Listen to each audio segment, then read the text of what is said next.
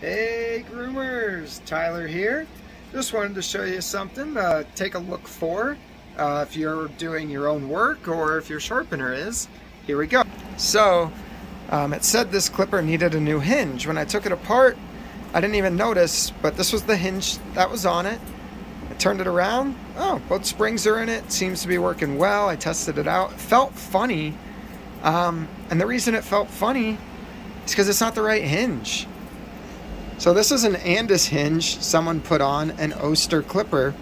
This is what the hinge actually looks like. It's a little smaller. And what the problem was is, see like this little outline here, top of my thumb, those little notches? The Andis hinge is slightly too big. It doesn't fit in there. Where the Oster one does. And it actually looks like someone smushed it on there so good on both these top ones.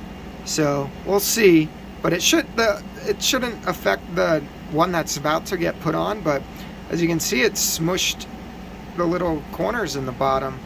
So make sure you're getting the right parts. The brands are not cross compatible except for with the blades. Like if you have an A5, which is, these are A5 style blades, they'll work on any A5 style clipper. So just wanted to point that out because it took me even a minute to figure out what's going on with it, and it's just someone put the wrong hinge on. This is for Andis, Oster, and then there's a wall one.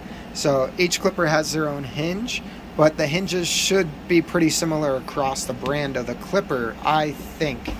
But anyway, hope you guys have a good day. We'll see you later.